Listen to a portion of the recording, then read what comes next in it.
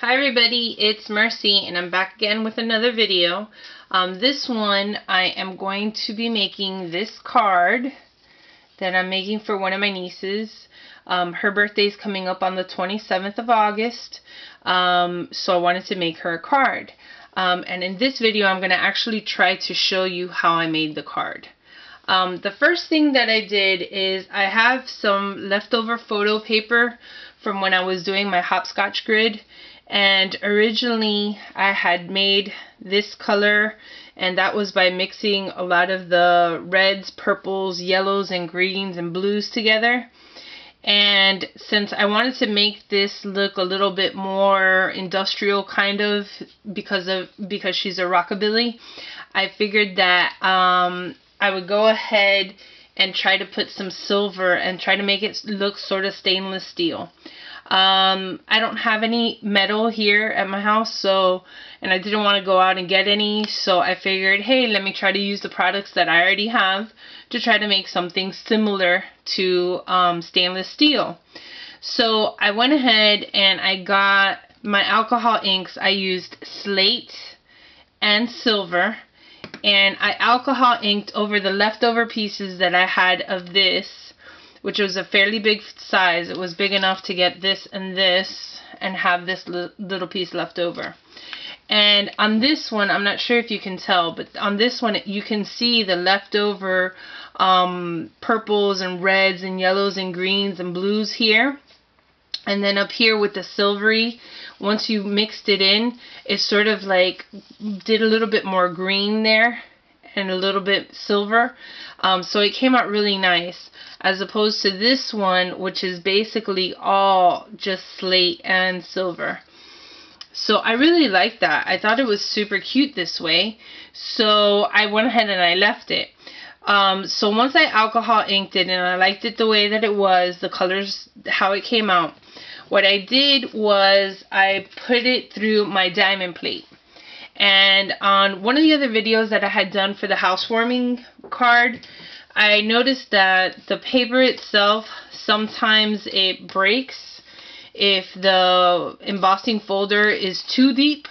So what I did is I got the same paper that I was going to use, and I put it in just one way. In here, I embossed it, and I saw that no, it wouldn't break my paper. So then I took a regular piece of cardstock, I folded it over, and then I put that in to try to see if that would be any better. And that one makes a little bit less deep, but I liked it. It's still deep enough for you to tell, but not too deep. So anyway, then what I did is I went ahead and I wanted to make sure that they could see the embossed part. So I lightly sanded it, just very light, just to get a little bit of the white showing.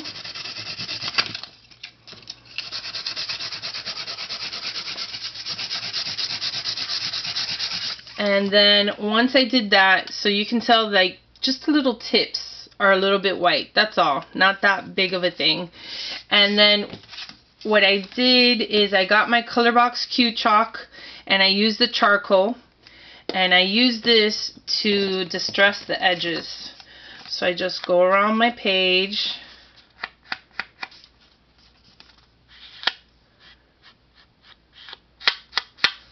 This is actually why I like the Colorbox Q, because that way I don't have to do the whole dauber thing. And it does it more or less the way that I like it. So I'm pretty happy with it. Then after that, I just applied some adhesive to the back of the card of the silver. Oh no, I ran out. Okay, plan 2. I ran out of my Tombow Mono adhesive, and I'm not sure if I have any more. So I'll just go ahead and go on with the next one. So I'm using the Zig. So I'll go ahead and put some down. I guess now I'm going to have to run out to Michael's to buy some adhesive, because I can't remember if I have any refills. And I'm going to go ahead and put that down here, trying to get it as close to centered as possible.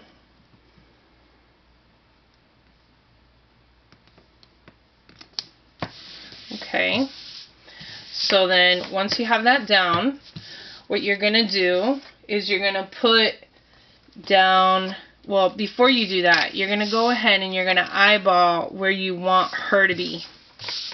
Because depending on where you want her to be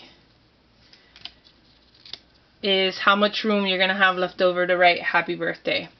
So then here you would write happy birthday, and you need to do that before you put it down, because if you don't, then it's going to be bumpy. So writing happy birthday for me is always really hard. So I'm going to go ahead and try this on camera, and if it doesn't come out the first time, I'm going to go ahead and go on to the next part.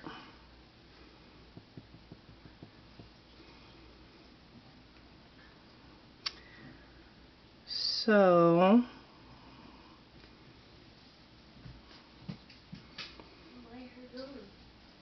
I have little children trying to sneak into my room as I'm doing this. I'm recording, babe. Sorry.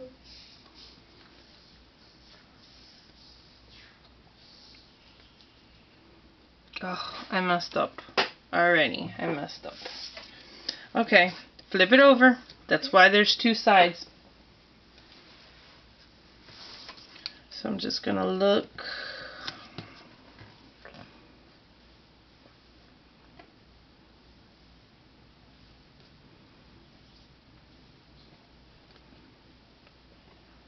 Go close the door, please.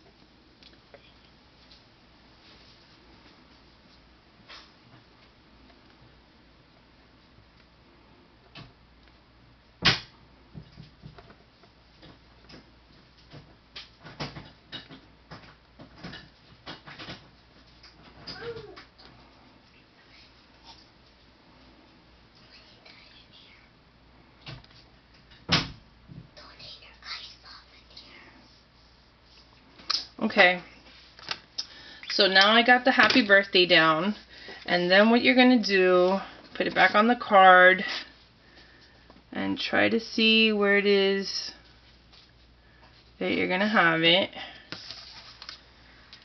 so that way you can glue her down.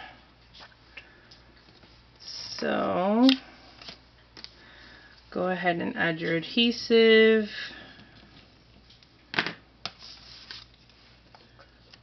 Glue her down.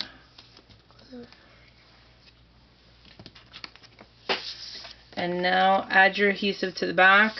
So what's good about having paper that you can just flip to the back.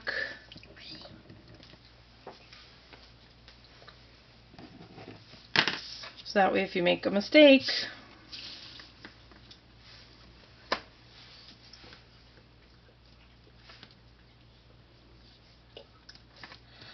okay, put that down, and then what you're going to do is just cut off the sides to make it even with the card.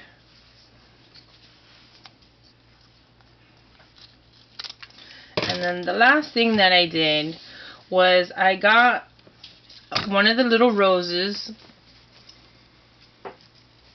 that I have in this little set, and I just clipped one from the back, really short, really close to the actual part that it goes onto the flower, and I got some glossy accents and I put it on the back of the rose, and I put a good amount. Not so good that it's gonna like overflow on your card, but enough that it's gonna stick all the layers to it, because it will come undone. And then I just glued it down to the corner of her head, and it'll just take a few minutes to go, and then that's it. That's the card. So here's this card, here's that card, and I actually have another niece whose birthday is in September, so this is going to be her card. Alright, thank you very much. Hope you leave me a comment. If you have any questions, just give me a buzz. Thanks. Bye.